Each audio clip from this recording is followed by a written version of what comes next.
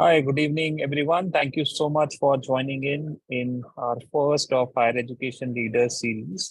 We have with us Professor Furqan Qamar, who is a distinguished higher education leader and higher education personality, should I say, in our part of the world, who has done phenomenal work and who continues to some phenomenal work in the space of higher education, management, leadership, administration, a lot of other allied subjects. I'll go through his detailed profile.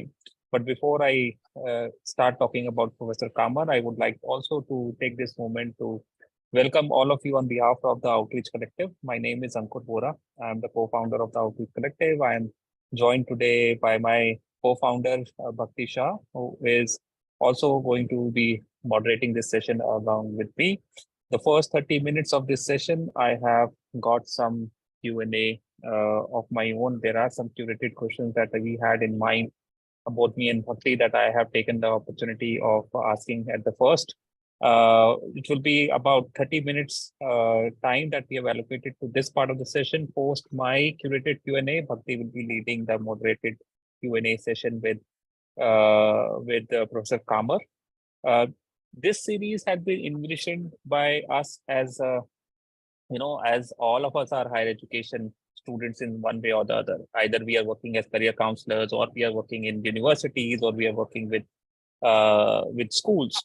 We all are guiding our students to universities. And one of the major areas for all of us to be educated upon is our universities in India. And Professor Kamar has been a key personality in that area. Let me go through his profile. Dr. Furqan Qamar is presently a professor of management at the Center of Management Studies, Jamia Millia Islamia, New Delhi. Professor Qamar has served as the Secretary General of the Association of Indian Universities, which is AIU, the largest and one of the oldest network of universities in the world. In his illustrious career, he has held the position of Vice Chancellor of the University of Rajasthan and the Central University of Himachal Pradesh. He has also served as an advisor in the Planning Commission of India. So he has been phenomenally, as I said, one of the leading personalities who has been there, done that, and he continues to write quite regularly in the leading media publications of the day. He has been also, somebody that I have looked up to in my PhD journey. As some of you are aware, I'm also doing a PhD at Edinburgh Global University in the area of higher education research, and he's been quite helpful in guiding me in that area as well. So today's topic of discussion is the new national education policy. I still say new because the policy came out in 2020, but the implementation of it will continue for years to come, as many of us who have been part of those discussions internally in our WhatsApp groups and conversations about NEP 2020 and how it's going to impact the higher education scenario in our country. So to begin with, Professor Kamar, I would like to start with you and asking you a very basic question. What will be your overall feedback on the proposed policy reforms in the higher education sector as proposed by NEP 2020? If we can have an overall view from you, sir. Thank you, Ankur, for giving me this opportunity. It's always a pleasure to talk to you and to touch base with you. National education policy is still new. We are less than a month away from its third anniversary. And past two anniversaries we have celebrated with a great gusto. If you ask me that what are my feelings about this policy, I'll say good, bad, and ugly, to use this word. Many provisions of the policy are good. The way they are being read or misread, interpreted, misinterpreted is bad. The way they are implementing it is ugly. And implementation is the crux. This is not for the first time that we have a policy in our country relating to education or any other field. And every time we saw that the policy didn't work, and the blame was passed on to implementation issues. We all know that a good prose impresses us, but implementing it on ground is a huge challenge, and therefore the policy should account for the implementation challenges. So I'll repeat my word. My first impression, good, bad, ugly. Good in terms of content, bad in terms of its understanding and the way we are made to understand it, and ugly the way the policy is being implemented. This is fantastic. I mean, you have put it so, articulated it so well. I couldn't have asked for a better first answer from you. But good, bad, and ugly. I mean, all three things combined. And I think in a way, when NEP 2020 came around, I still remember vividly, it was the COVID era, and we were all, in our home. And this was one of the most exciting stuff to be happening. I mean, after 1986, which was the last time that the national education policy was brought in, this was something that was coming in after more than 3 decades of a time lapse. And it was the first time that I really took notice of NEP 2020. And now with higher education, being a PhD student of higher education, now I reflected and I went back to the previous education policies that have been written, which was 86 and 68 and quite a few of them earlier, also the commission reports that have come on higher education. I think there are a lot of things that are similar, and we continue to grapple with the same problems over and over again. And I'll come to them in a while, but it's like we keep going around in the circles in the higher education field, at least. I mean, I'll not talk about other parts of our education sector, but as a student, I really felt that, there are a lot of challenges that have been plaguing our sector, higher education sector, for long years, and there is no end to sight to the problems that we are facing. But before we get into those parts, I would like to also look at the brighter sides of things, the good side of things, and I like to delve more on that. How do you think, what are the brighter spots in the national education policies that you think are the steps in the right direction for us? Thank you, Ankur. Let me begin by saying that the process of making this policy had begun sometime in 2012 and 13. Many people may not recall it.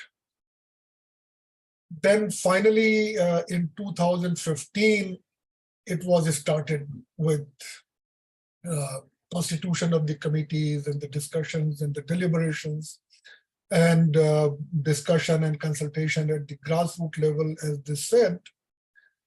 Then one report came, and then Kasturi Rangan committee report had come in 2016, which served as a basis for this national education policy. To me, 2020 was not a good time to launch the policy, because we all know, who run a system, that one of our job is also to ensure that we minimize uncertainties. Anytime you bring in a change, that change bring in uncertainty. So 2019 onward, we were living in a very uncertain time. Because of the pandemic, nobody knew how to handle it. Many people were suffering, institutions were closed or running online. So it came at that time. Anyway, it had to come someday, so it came. Now, you asked me that what are some of the good features. For example, everything that it says about reforms in higher education, I would say that they are all fine. We can't afford to have a rigid system of higher education. We need to have a higher education system which is flexible. So from that point of view, the modularity and the entry mid-course and the exit mid-course, and then a holistic approach to higher education rather than remaining in your silos. And these kind of arguments were given by eminent academicians and by eminent scientists. For example, if you read Yashpal committee reports, I mean, one of the principal arguments for making all institutions multidisciplinary was that whatever we could invent in the core of a discipline has already been invented. So if you want to invent, and in a knowledge economy, invention, discoveries, innovations are very important. So it will come through intermingling of disciplines, so porous boundaries and other things. So all of these things that the policy talks about, higher education reforms, particularly in the area of institutions, in the area of programs, in the area of disciplines, I welcome them. In fact, many of those provisions we had implemented at the Central University of Himachal Pradesh way back in 2011, particularly the mobility of the student, allowing them to leave with a diploma rather than a degree if they are leaving in between. Second thing that I liked, though I would have felt happier if there were some time limits prescribed, that the policy spoke and realized that public investment in education is of utmost importance. So it repeated, it rather felt sad that our 60-year-old promise is yet to see the light of day, that we will be spending 6% of the GDP on education. So it said that state and the center put together would work hard to invest about 6% of the GDP in education. Presently, it is about 3%, so doubling the public investments. So I like that. I would have felt happier if it would have, like many other things, would have suggested that, okay, it will be achieved in the next 15 years or next 20 years, but no time limit was given.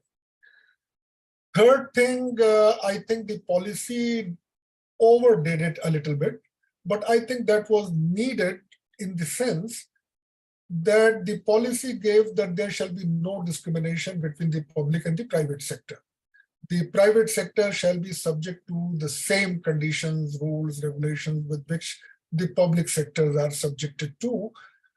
I think this is important because the distinction between public and private has been there, but now they account for 60% plus enrollment. And I'm not talking about the aided institution, I'm talking about the self-financed who survive only on the basis of fees. So they play a very important role. These are our students, and improving quality in these institutions is as important as improving quality in the public higher education system. So it said that, okay, private sector shall get a due space. I would say that there have been repetition that the private sector will be given due importance. I think too many repetition was unnecessary. Another thing that I would say about this policy, which I did not like, you see, we are a very old civilization. Minimum 3,000-year-old civilization. Many people would say 5,000, and beyond 5,000, the way people speak is that there is no gap between 5,000 and 10,000 years. But anyway, 5,000 years or at least 3,000 years ago. And we have been building upon whatever has been our own knowledge system. We have been learning from the others' knowledge system. We have been exploring ourselves and evolving our own knowledge system. So what I did not like is to say that whatever happened only in the ancient India, and between ancient India till now, nothing worthwhile happened. I mean, the data does not say so, even the quantitative data. You look, when we became independent, at that time, there were less than or about 1 lakh students studying in higher education. There were only about 20 universities. There were only 500 colleges. Women were almost non-existent in the system. Scheduled caste, scheduled tribe could not even think of going to colleges. So that was the situation. From that till now, we have enrollment of about 4.13 crore, that is 41.3 millions. there are only 35 countries in the world which have a population of more than 41 billion. So that is the size of the India's higher education system. All this has been achieved over the past 75 years. After independence, we cannot ignore it. India earned its reputation from a land of saperas and basuriwalas and beanwalas to techie, to information technology, to Indians occupying very high leadership positions in academia abroad, in the industry abroad. Many CEOs, CMDs, they came from, at least they had the first degree in India and they were serving abroad, very widely respected. All this was achieved during the past 75 years after independence. So I think it was a bit stretching too far to say that, okay, we didn't do anything after ancient time. Second thing, I think clarity of ideas and thoughts are very important. So on the one plane, this policy talks about sustainable development goals, SDG and achieving them, and education as a right.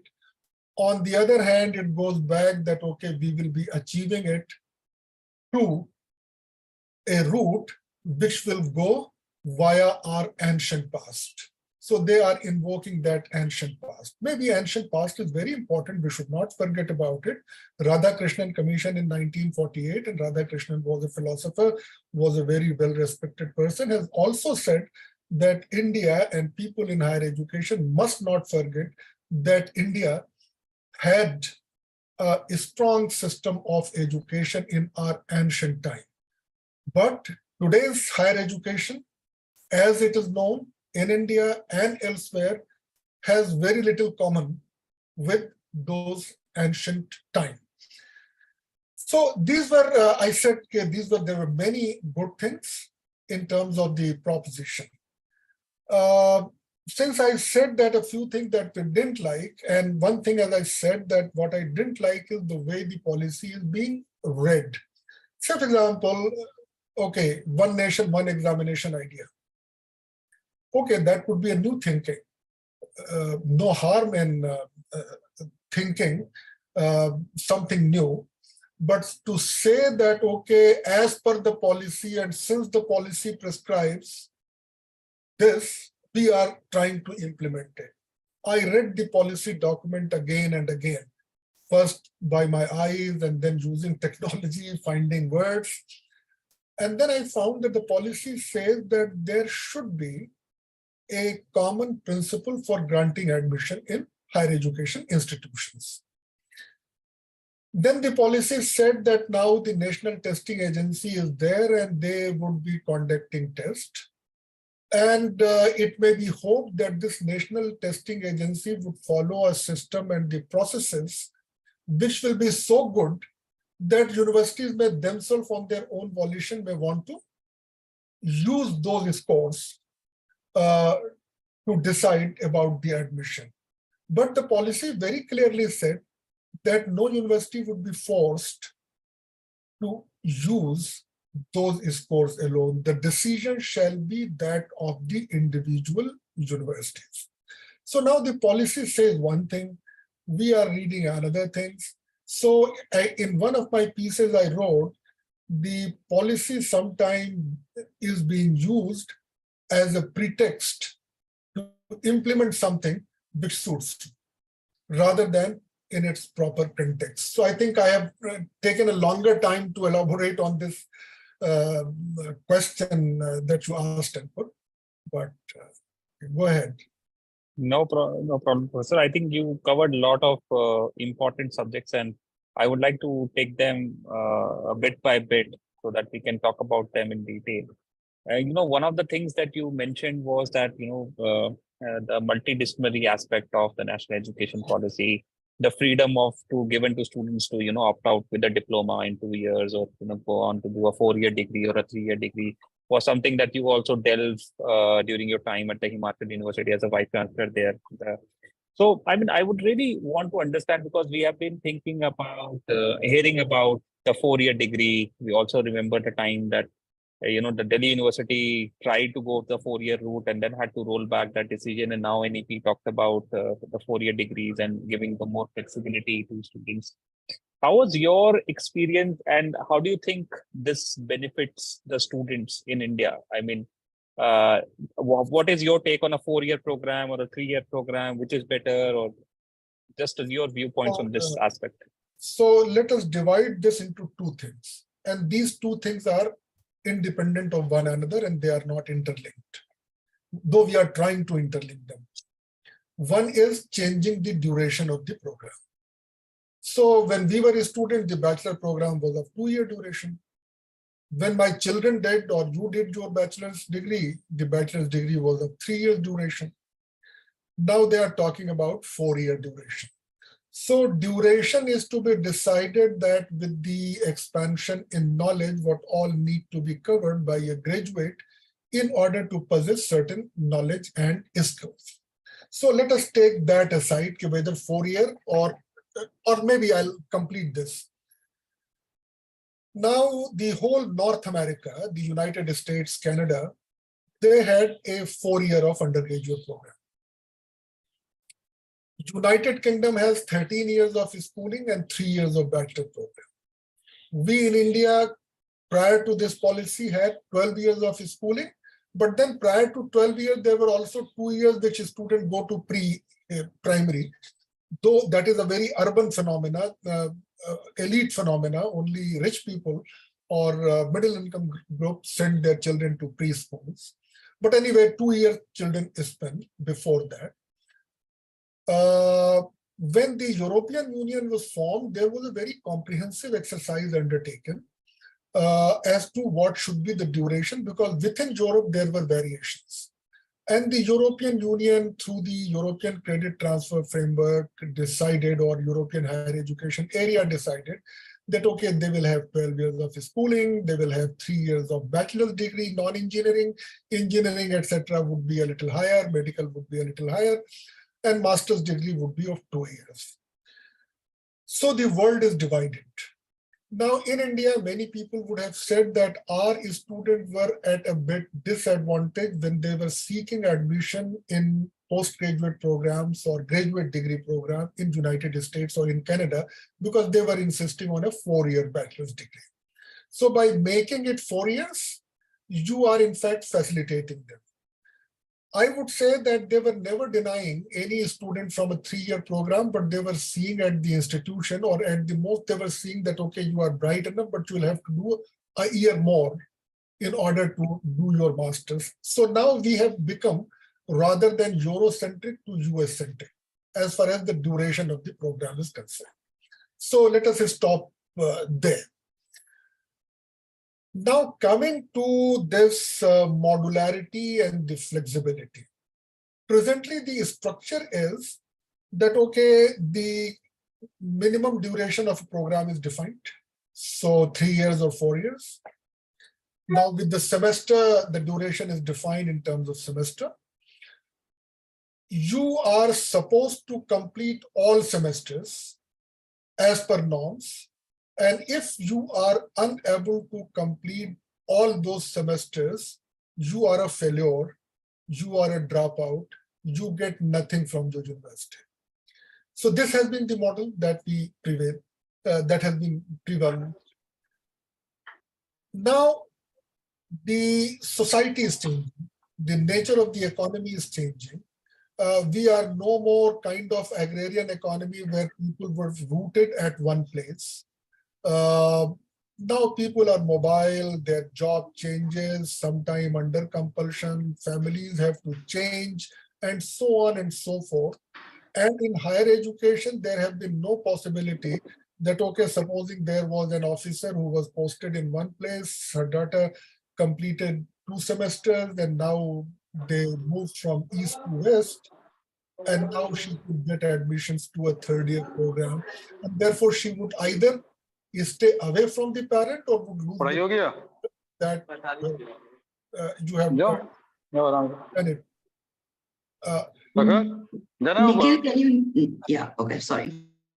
Okay, so so this rigidity was many way a kind of barrier.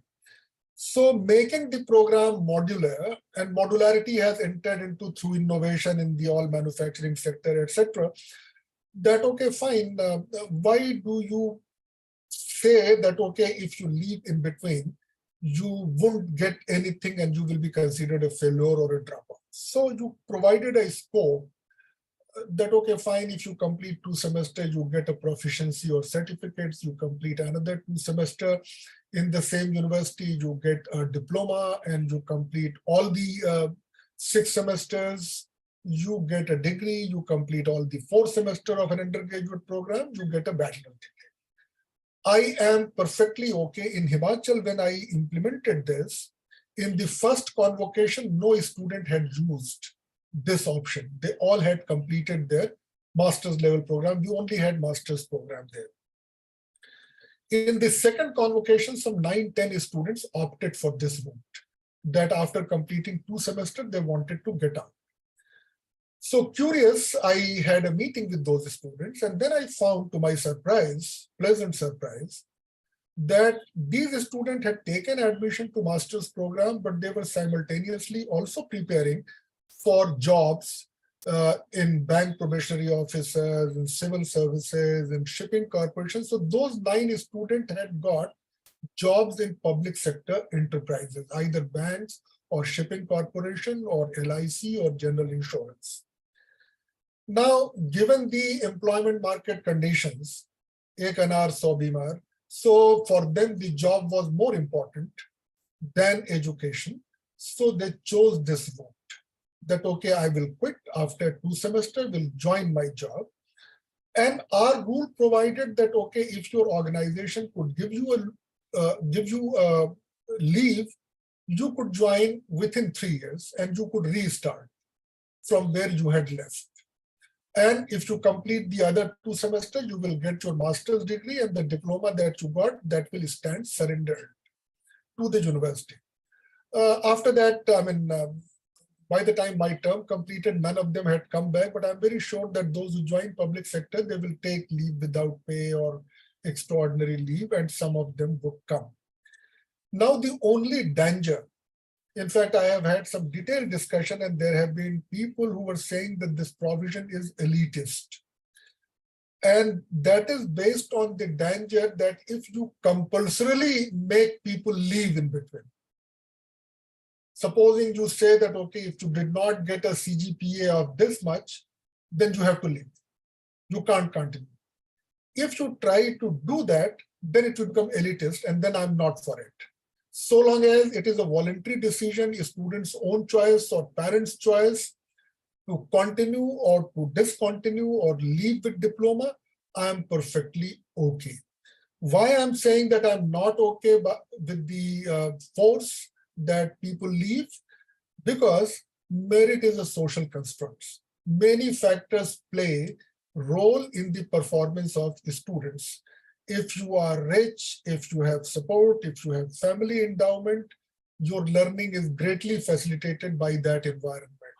If you are a first generation learner, your parents live in slums, they have to survive for their ends to meet, where children have to support their family. If there is a sickness in those families, the whole family is disturbed.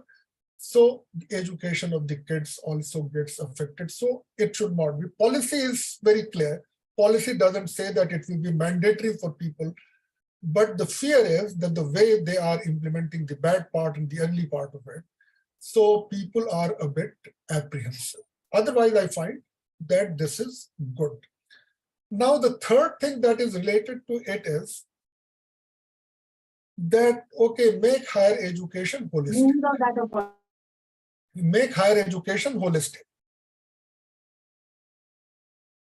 Now, over a period of time, like it has happened in medical field, I'm taking analogy from the medical field.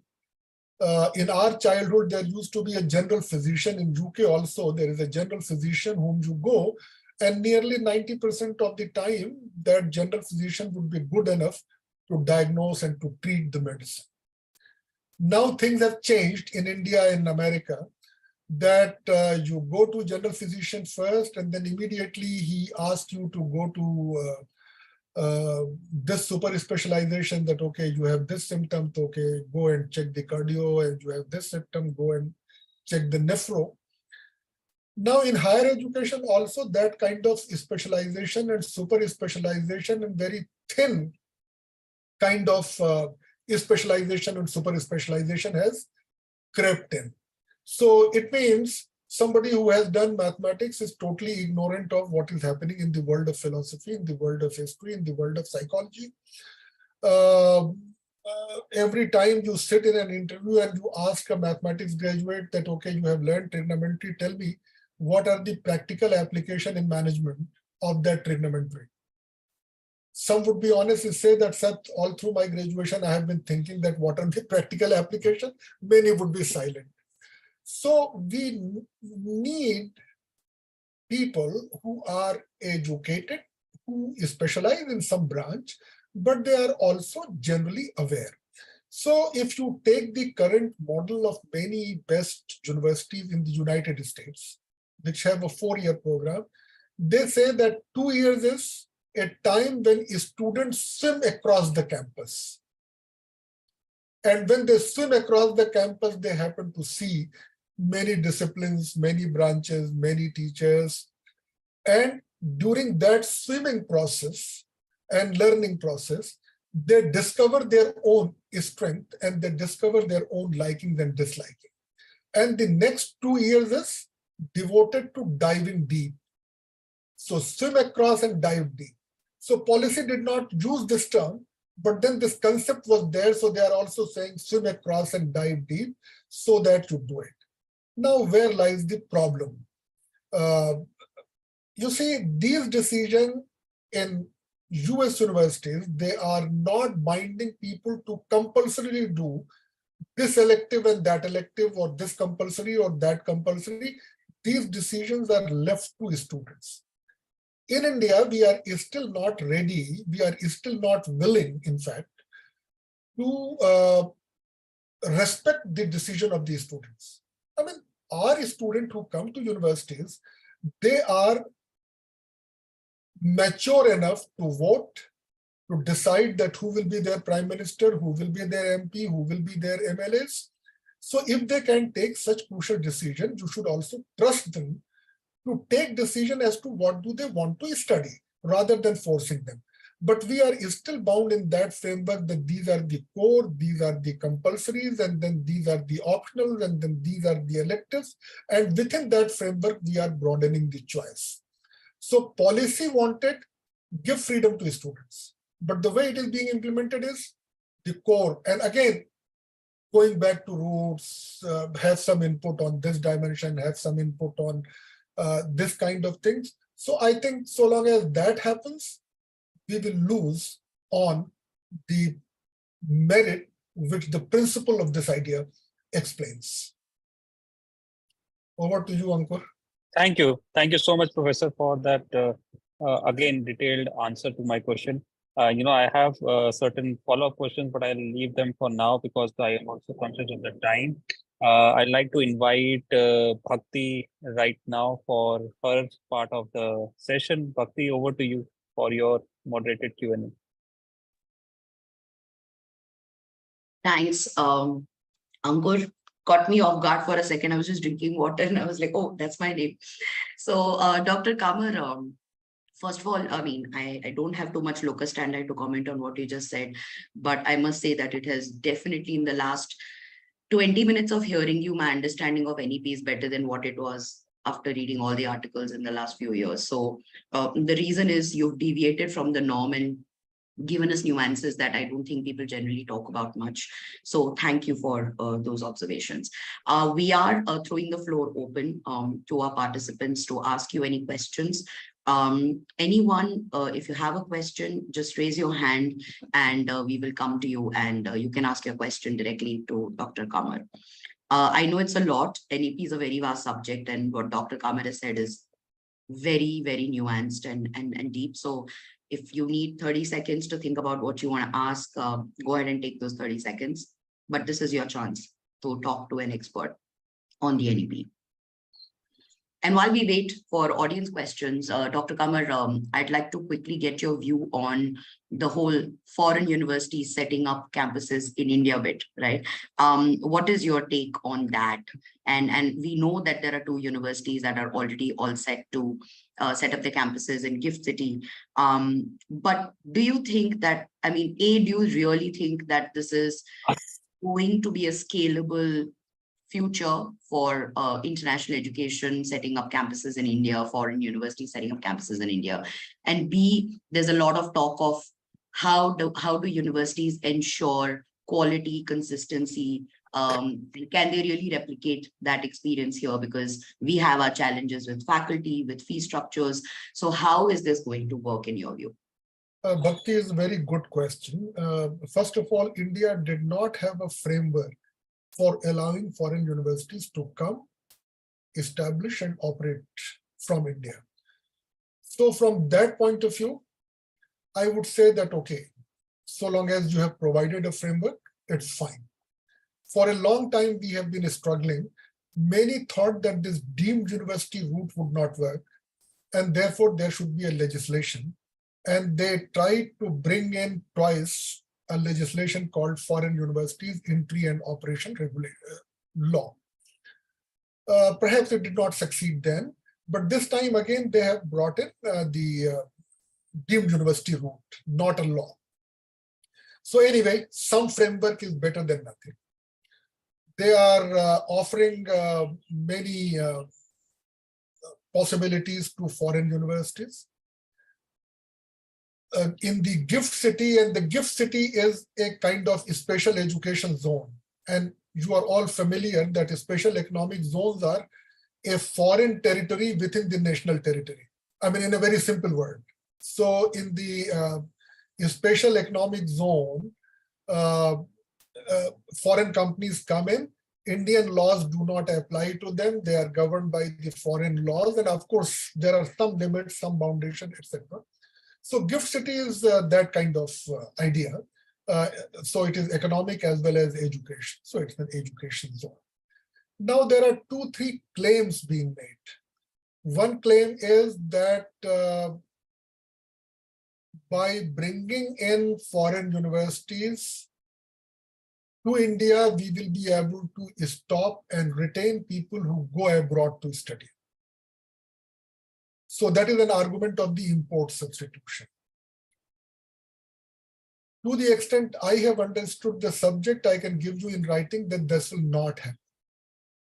Those who want to go abroad will want to go abroad because they go for a university, they go for the environment, they go for a climate change, they go for a kind of new experience, and above all, they go for better career and economic prospects, which foreign university in India would not offer.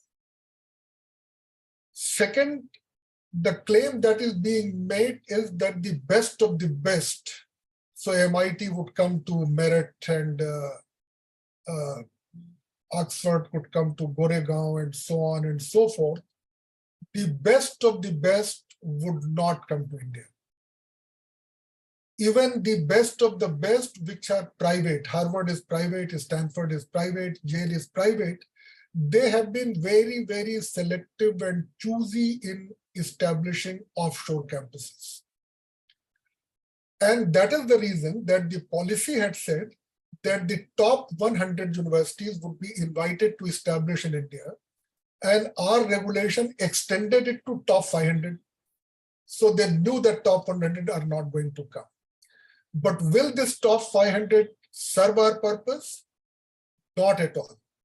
India had many advantages. I mean, we are forgetting one thing. India could have taken a very lead role in educating the whole of South Asia and Africa, and would have played the same role which America, Europe had done for their colonial countries like India. So we could have, but unfortunately, rather than occupying a leadership role, we are falling into a consumer role. Third thing, it is being claimed that these universities will bring in foreign faculty.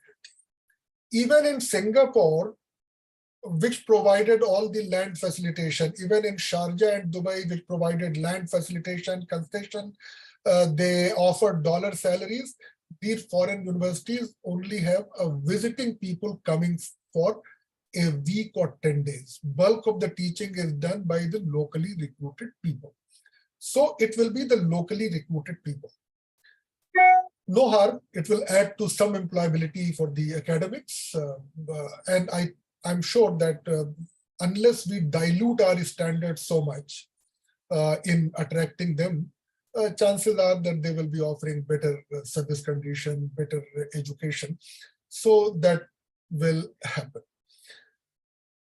Will they be able to contribute any significantly in our expansion of the higher education? No, not at all. They will play a very minor, minuscule role in the enrollment. So don't expect that some 10% or 15% of the enrollment addition would come through these foreign universities. That will not happen. I give you a reason that these universities will charge dollar fees, and even if they fix purchasing power parity basis, still that fees would be way high.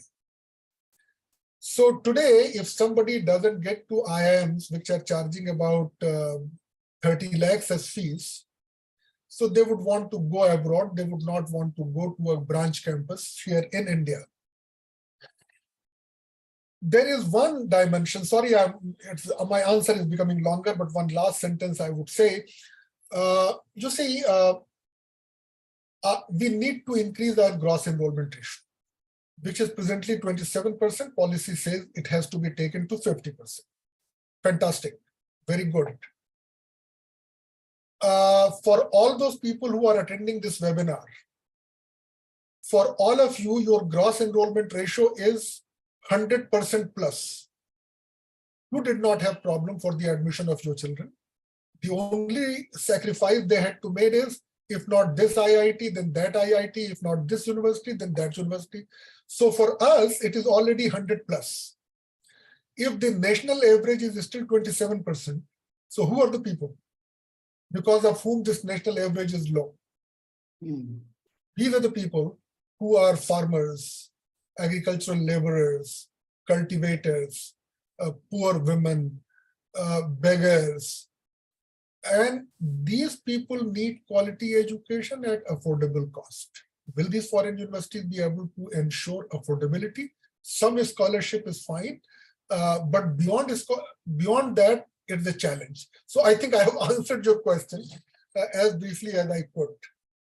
As briefly and as beautifully as you could, I think. And again, Ankur and I've asked this question to many guests, and Ankur will agree with me that this has been one of the most elaborate and satisfying responses from a logical perspective. So thank you for that, Dr. Qamar. And we go on to Harish Menon, one of our members who has a question. Harish, go ahead, ask your question. Thank you, Bhakti. Thank you, Professor Qamar. Thank you for such a finely and nuanced explanation about NEP. My question is from the teacher's perspective. I think based on my very amateurish understanding of NEP, it proposes significant transformation around teacher training and professional development, which I presume would require significant investments. I think my understanding of India as well is that there's a shortage of qualified teachers. Could you speak to how our country can address this problem through NEP? Thank you. Yeah, Harish, despite all technological advancement, teachers remain important. And we are now presently having artificial intelligence and machine learning, but throughout our evolution process, we were faced with one technology or another, and every time people said that teachers would become redundant. So when printing press was invented, so they said that now all the knowledge has come on paper, and these papers are available across the globe. or at least across a particular geography, and therefore teacher would become redundant. You just teach them how to read and they will know all the knowledge. But we know that teachers adopted textbooks so well that now without teachers, you can't imagine a textbook, and without textbooks, you can't imagine teacher.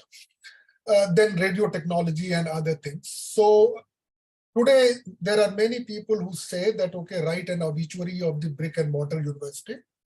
But there are also some who say that the future university would be that old Socratic style of universities where you pose question and people answer and you counter answer question and then you make people think.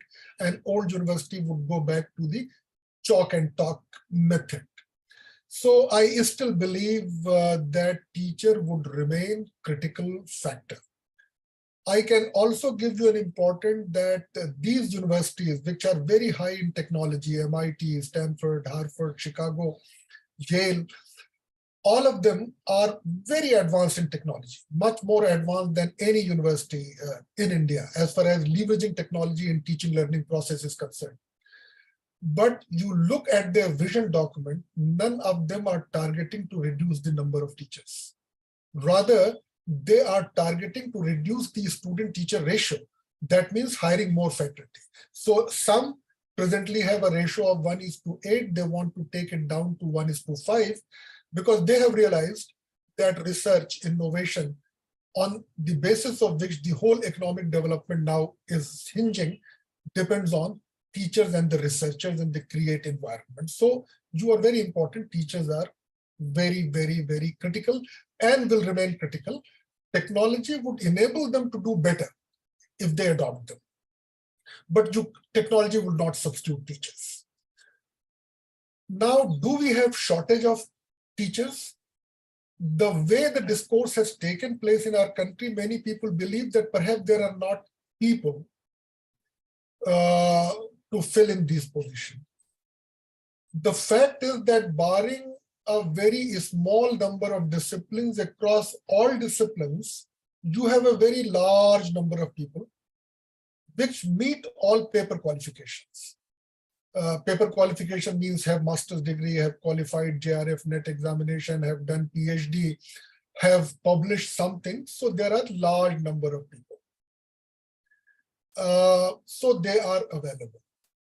What we find is that these products are a kind of semi-finished products. All those PhDs who are remaining unemployed, they lack their subject knowledge, but more than the subject knowledge, they lack those communication abilities and abilities to convince a selection committee that they are the right people who could do their teaching well. I have been saying that, okay, these are the semi-finished products, don't condemn them, reprocess them through some way to make them up to the mark. Third thing relating to that, in India, we have made huge compromises as far as the recruitment of teachers are concerned. I'm talking about public universities. 1992, when the economic liberalization took place, so there was also a time of rationalization.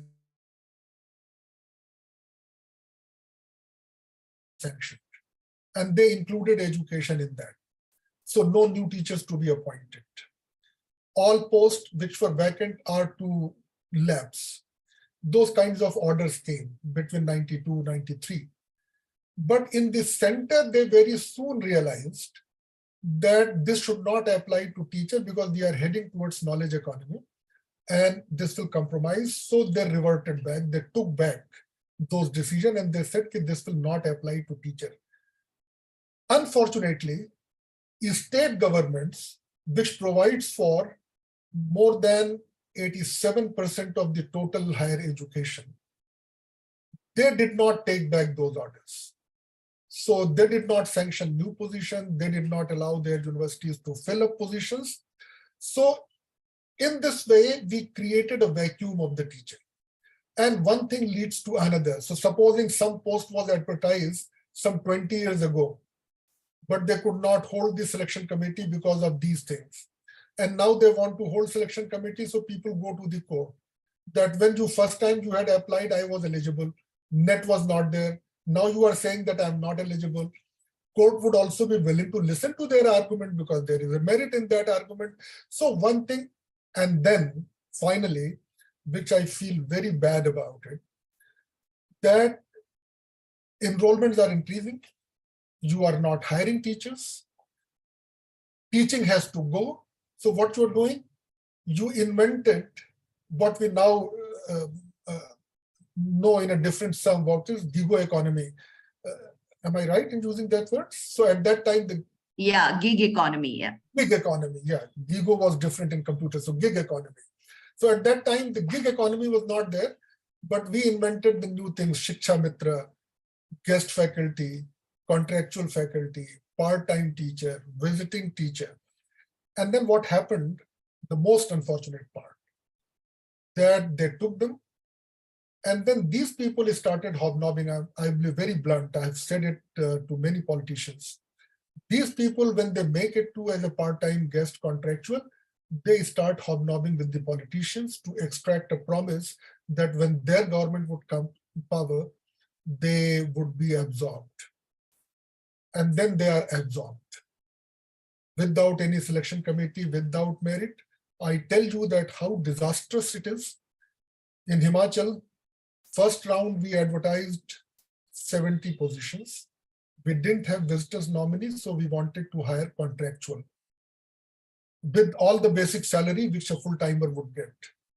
We received only some 600 applications. Within a few months, and out of those 600, we could select 15 only. Within a few months, the visitors nominees' name came. So we advertised on full-time basis, the same 70 positions. And then the number of applications were more than 7,000. And the number was not only large, but many applicants were so good that even those 15 whom we had selected, we were finding it difficult to shortlist them for interview, even though we were shortlisting in the ratio of 1:20. For one post, 20 teachers. It means if you do not recruit properly, you end up packing the system up with junk. Again, though I'll not say it that bluntly, training is very important. A training can make a racehorse into a better racehorse.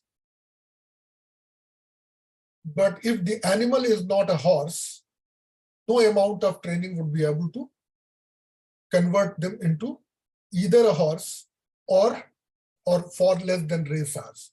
So training is important, requires investment, but training would be wasteful expenditure unless you have ensured that the competent people do come in. So this is my answer to your question. Thank you. And just to support what you just said, the World Economic Forum's Future of Job reports also says that by 2027, the top three, one of the top three most hired for positions in the world is going to be that of a vocational teacher. Basically, professors and vocational teachers are going to be the most hired for jobs in the top three until 2027. Thank you for that. And we have two more questions. So very quickly, you are named as Sterilisia Consulting. Please tell me your name and then go ahead and ask your question. I'm Deepa Rao. Hi, good evening, everyone. And I'm really enjoying your pragmatic assessment of the NEP, and it's quite a revelation because this is a change which I have been very excited about. But you know, between the central universities and the state universities today, there is a huge amount of quality difference.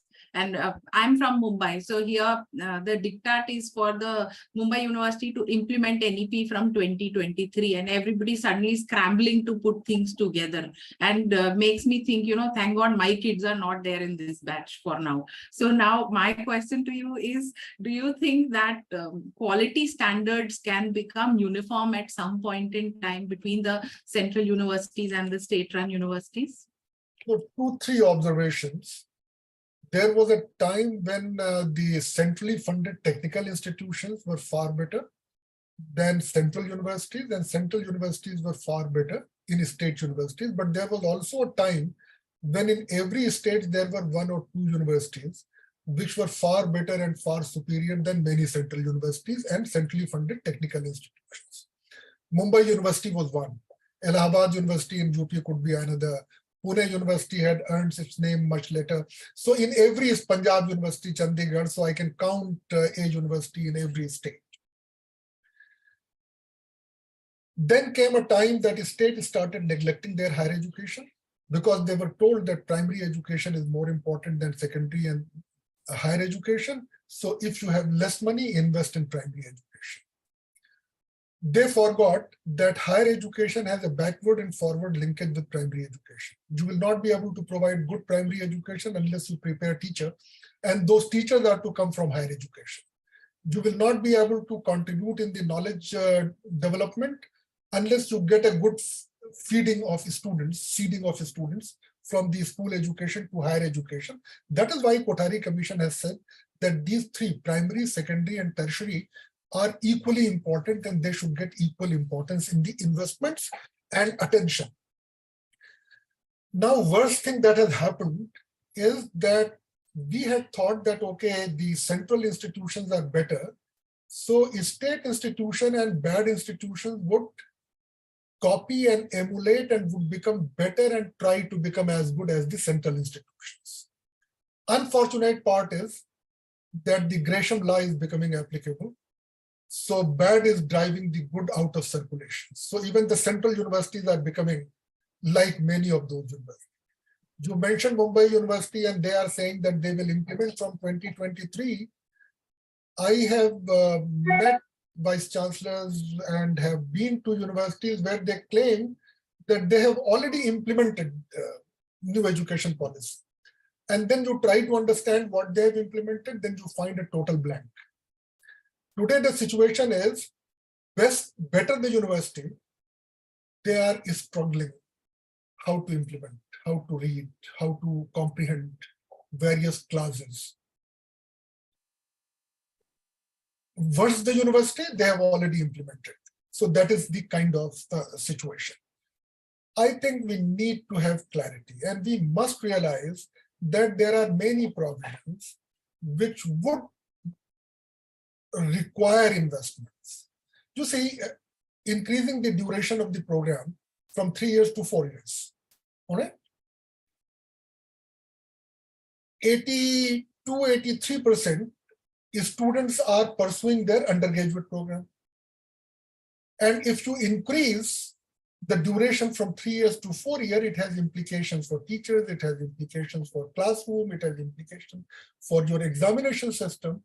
And unless you are ready for that, and you simply say, then nothing would happen. So recall, OBC reservation, when it was implemented, good or bad, so it was decided that, okay, it will, you are increasing 27% capacity of higher education system by implementing 27% reservation. They also had a challenge that how to ensure that after implementing OBC reservation, the share of the general category does not come down below 50%.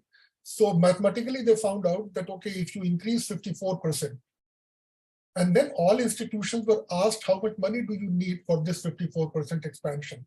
Much expansion that you see in central institutions, in even Mumbai, etc., that came at about that time, though they took longer time.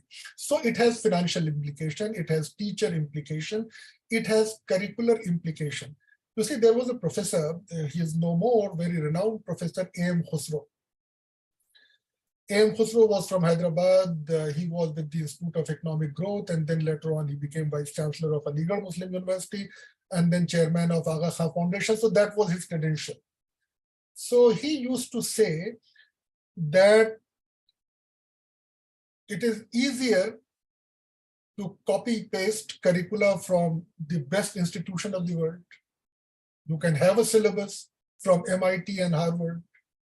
I can copy the syllabus of O.P. Jindal, but the teacher teaches only what she knows, what he knows. It means unless you focus on teacher, So from top down, you give them a curricula. The teacher is unable to deliver. So it is better for the teacher to deliver what the teacher knows. Still, I am not seeing any trend in any university to know that what interests a teacher and would that teacher want to launch a course around his area of specialization, which is a very common practice in all foreign universities. So these are the kind of things. So yes, policy would be implemented. I think the basic essential spirit of the policy is improvement in the higher education system, promotion of excellence. Promotion of excellence not only in terms of ranking improvement, because we all know that how are the ranking data created and fed and churned in a real sense, only then we will become Vishwaguru. So let us not do anything which will harm the system. In fact, in the medical degree, the first thing that they teach is no harm to patient first. So the doctor tries everything first, and only when the doctor reaches the conclusion, if surgery is the last option, without surgery or radiation, nothing would work, then they go. पहले ही टांग नहीं काट देते. So I think we'll have to learn from the medical discipline. कि भाई पहले ही हाथ पैर मत काट दीजिए ये सोच करके कि ये तो सड़े हुए हाथ थे और इसका इलाज नहीं हो सकता. नहीं, I think it's a long drawn process. If you do not do the Radhakrishnan Commission report of 48, or why only Radhakrishnan Commission, 1913 Sadler Commission report, if you read them today, they look so fresh as if that they are written for today's context. And you think that why can't we implement them? So I think the real challenge, the challenge really is in the implementation, whereby we need to have a supportive board. Lastly and finally, in answer to your question, higher education in India is in concurrent list. Why higher education? All education is in the concurrent list, where both the center and the state are responsible. They have a shared responsibility. That is done deliberately because we are a diverse society, we are a diverse state, we have a linguistic diversity, we have a religious diversity.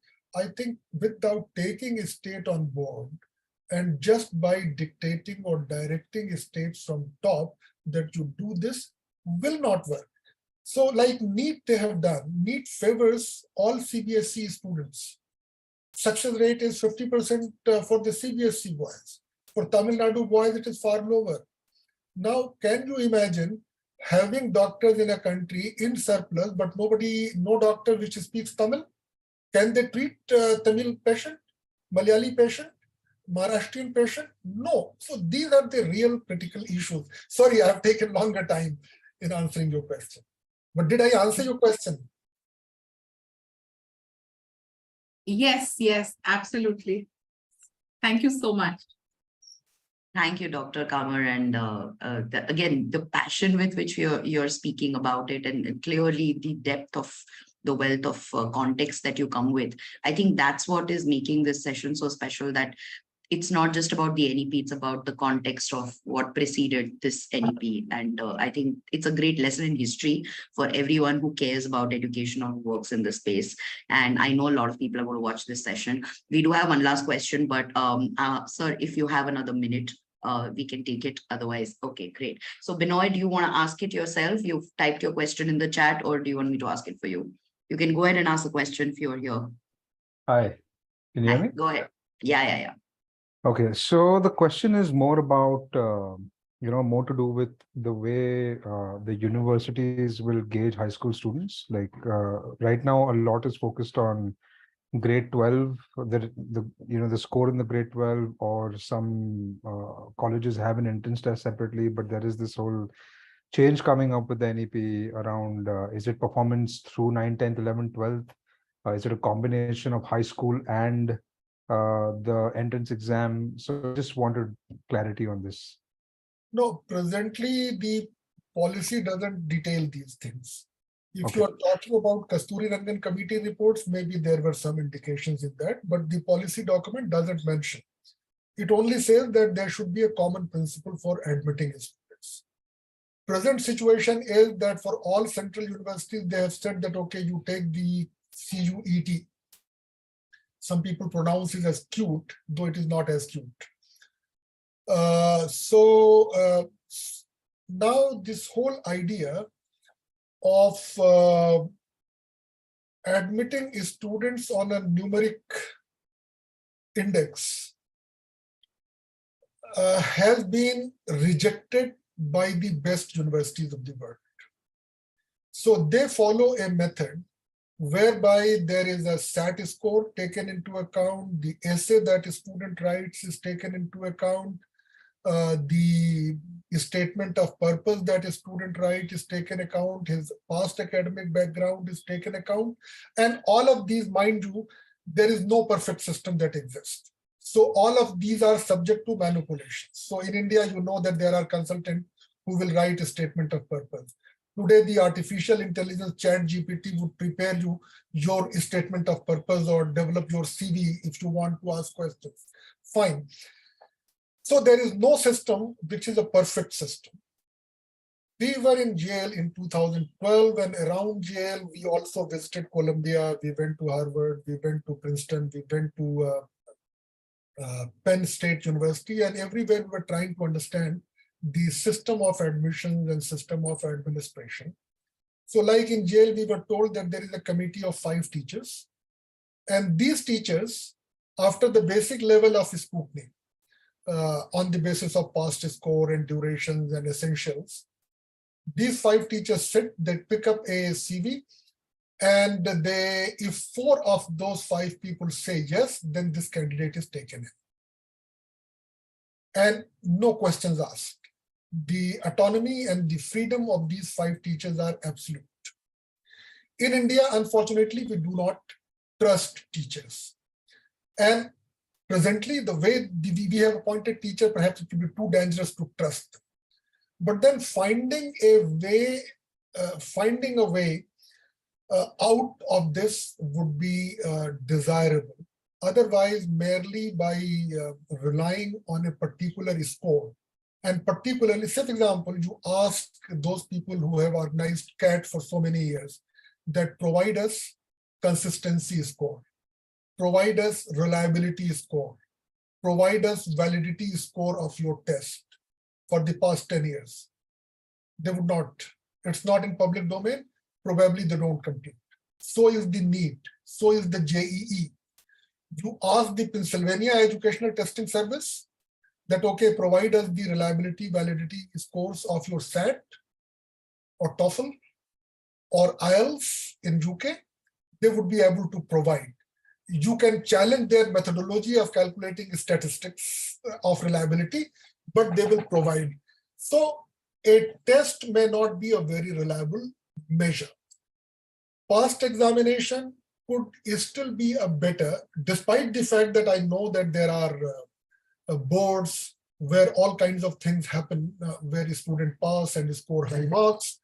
So we need to evolve a system. In fact, BITS Pilani had a system which we could have adopted long time ago, that they had a way of normalizing scores. Simple way of normalizing that, okay, you are from Bihar board, you got 56%, and in Bihar board, the topper had scored 76. So in relation to the topper, where do you exist? You are from CBSC, you have secured 76%, but your topper was 99.9%. So where do you exist in that relation? So they used to normalize. And then BITS Pilani was getting a diversity. JNU had a model. JNU had a diversity index, that if you are coming from a rural area, you are getting some points. If you were getting from the economically weaker section, you were getting a point. So I think those kinds of systems need to be tried, tested, rather than formalizing everything. India is too large. India is not Singapore. India is not Hong Kong. India is too large, too diverse for one system to work.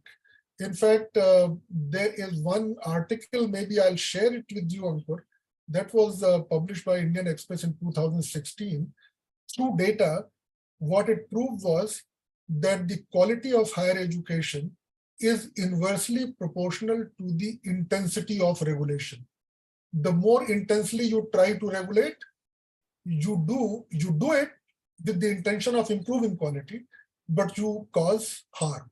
So people die because they are taking more medicines than they should be taking. So I think, Binay, your answer that policy is saying a common principle. They have read it, Central University entrance test. They are reading it further that there should be one nation, one examination. Now they are also talking about that NEET and JEE to be merged in this queue. But I think they need to understand, analyze that, and remember the principle of medicines, that no harm caused unless it is extremely essential and necessary. Thank you, Sir Qamar. And on that note, I think we're past time, and just goes to show how engaging it was. Thank you for your insights, and we hope to catch up with you when we are in Delhi next and have some chai pe charcha. And Ankur, over to you to close the session. Thank you so much, Bhakti. Thank you so much, everyone, for being here and asking such insightful questions to Professor Qamar. As someone who has known Professor Qamar for not a long time, but I'd say at least more than many of us here, I know what an insightful man he is, and the responses that he has for deep responses, that you saw it in the answers that he gave. I mean, he gave a lot of context, he gave a lot of history in the way he was tackling the questions that we put forward. I hope you all enjoyed it. Thank you, Professor Qamar, for taking time out. We are very busy, but having a stalwart like you with us in TOC and giving this opportunity for all of us to talk to you and ask relevant questions to you, it's an honor for us to have you with us, sir. And we look forward to continuing our conversations as we proceed and have more collaborations in the future. And as Bhakti said, probably sometime when we are all in Delhi, I mean, we can have a chai pe charcha somewhere in Jamia or somewhere else, wherever it may suit for us. So thank you, sir. Please do share the article.